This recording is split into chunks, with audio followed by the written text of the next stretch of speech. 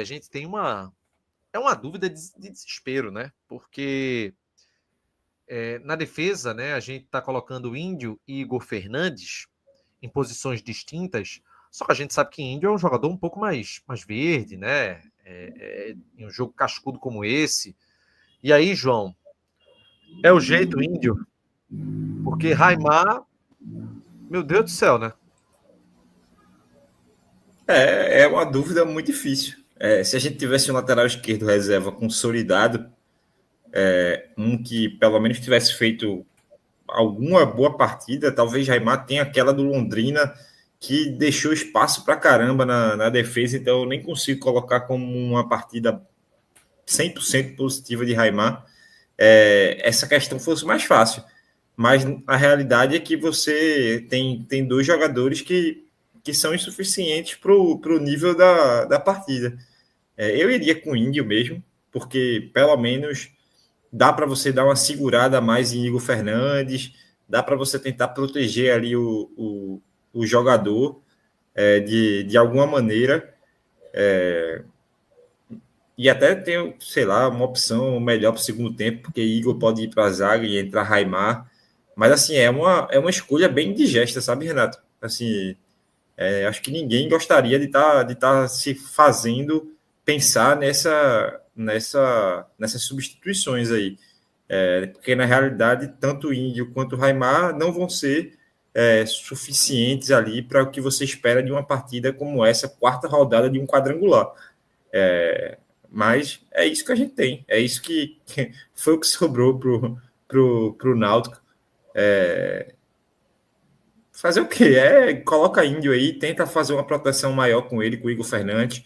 João Mastro é um cara que tem muita velocidade, tem muita força, então talvez possa fazer essa cobertura ali do jogador e torcer para que ele consiga fazer um bom jogo, até para não queimar o jogador. O que eu não queria nesse momento é queimar um jogador da base assim, velho. Eu teria muita pena, dá para falar isso, pena mesmo, assim, de entrar um Índio e ele falhar muito feio ou coisa do tipo para a sequência da carreira do jogador e tal, porque, querendo ou não, a culpa não é de Índio dele ir jogar nessa altura do campeonato. Nessa circunstância, né? Nessa circunstância, não é. Eu E confesso, aí. assim, eu sou um caba ruim, tá? Quem ficar achando que eu sou uma pessoa boa, tá muito enganado. Eu sou um bicho ruim. No caso de Índio, eu não ligo não, porque ele é ruim mesmo. Fosse um bom valor, eu concordaria com você. Por exemplo, se fosse Samuel, primeiro volante, é um jogador que eu acredito no jogador. Mas Índio é um jogador fraco. Pô. Eu já falei aqui já. Felipe também é outro jogador. Índio é pior que Felipe. Os dois não vai dar em nada. Então, por mim, pode ir lá, pode se queimar, pode acontecer o que for. Eu não. Ainda falta alguns anos aí de idade, talvez com o tempo eu fique ruim aí, igual a Ati. mas por enquanto eu não cheguei nesse nível aí. Eu teria pena, eu não gostaria que isso acontecesse. Mas pensando no time, querendo ou não, é um jogador de futebol, né? Um cara que tá aí à disposição, tem que jogar se for o melhor. Será que tem melhor? Mas se for o melhor pro clube, ele tem que estar ali. E aí também não deixar o cara completamente exposto, né? Tem que ter também um pouco de cuidado nisso, para não deixar nessa vulnerabilidade ali um espaço para a Ponte Preta atacar tantas vezes. Atos.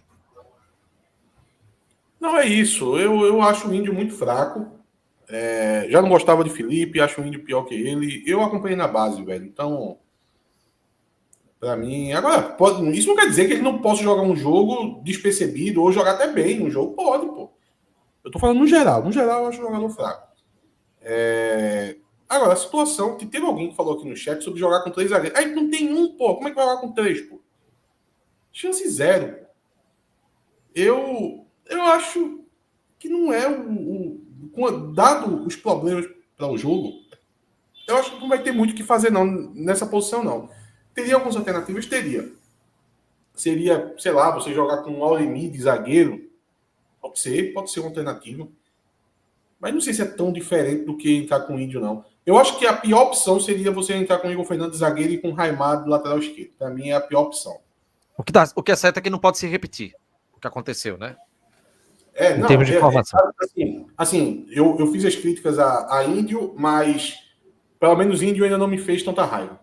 Raimar já fez. Eu não quero ver Raimar em campo, não. Vamos falar um pouquinho do adversário, né, João? Dá para ter algum tipo de ideia, de postura para esse jogo?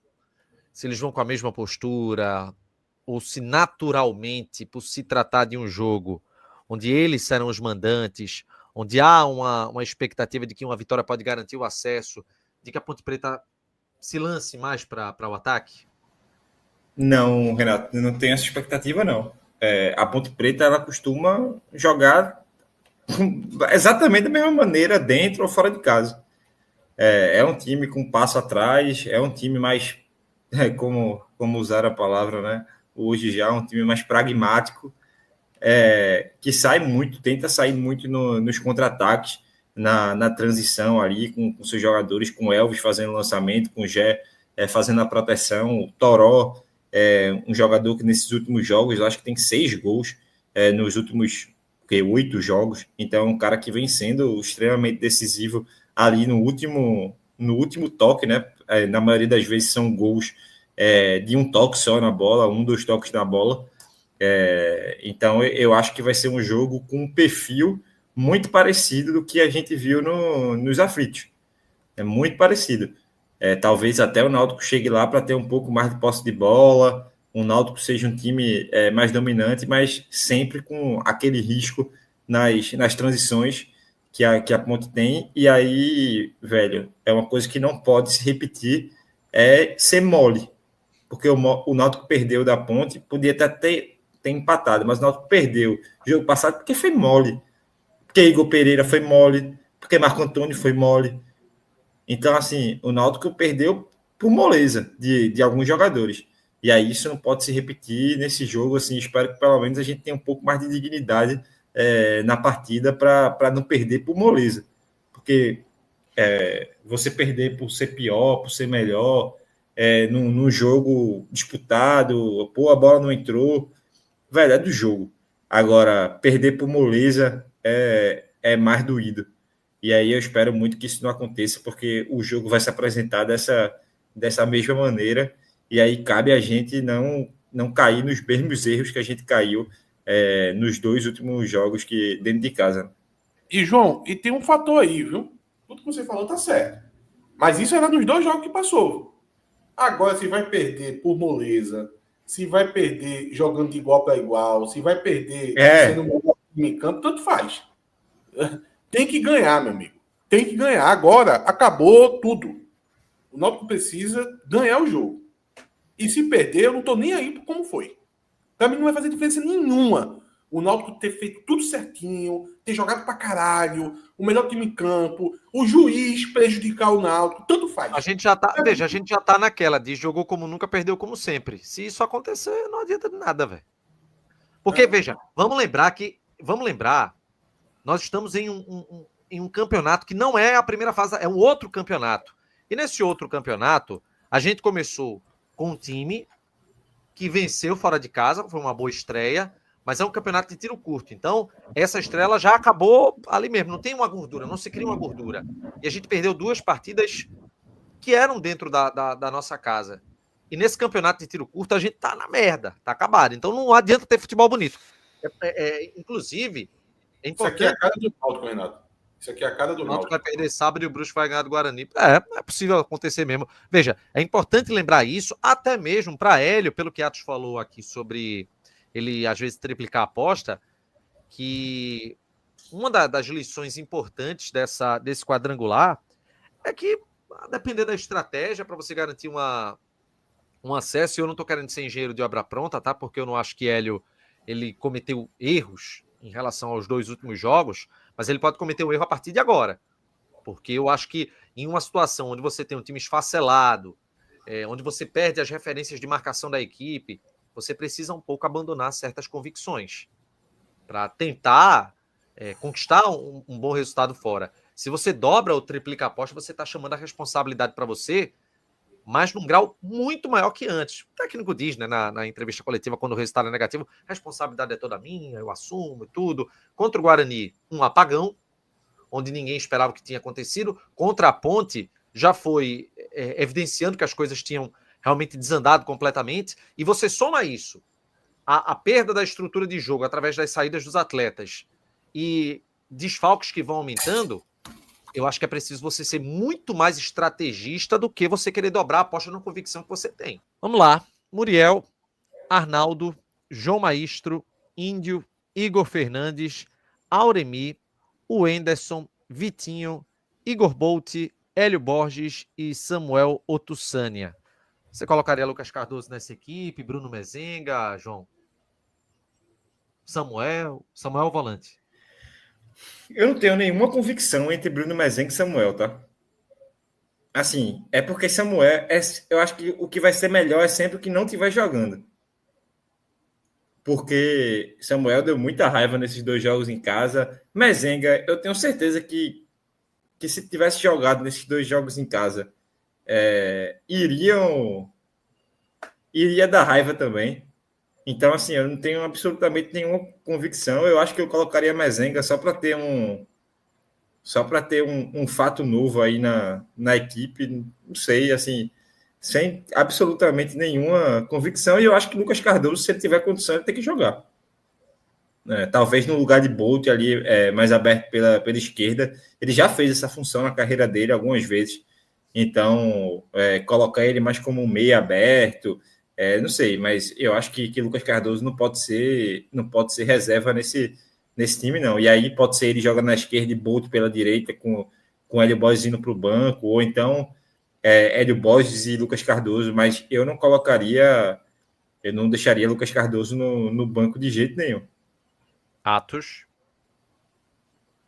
Cara, eu vou dizer o meu time, tá? Eu vou escalar meu time aqui. O meu time é Muriel, Arnaldo, João Mastro, Auremi de zagueiro, Igor Fernandes. Primeiro volante, Samuel, da base. Segundo volante, Wenderson. O meia, Vitinho. Por um lado, Lucas Cardoso. Pelo outro, Hélio Borges. E Bolt centralizado. Esse é meu time. Um bom time. Seria a melhor opção para Bolt, tá? Inclusive, eu prefiro Bolt centralizado do que Samuel e do que Mezenga.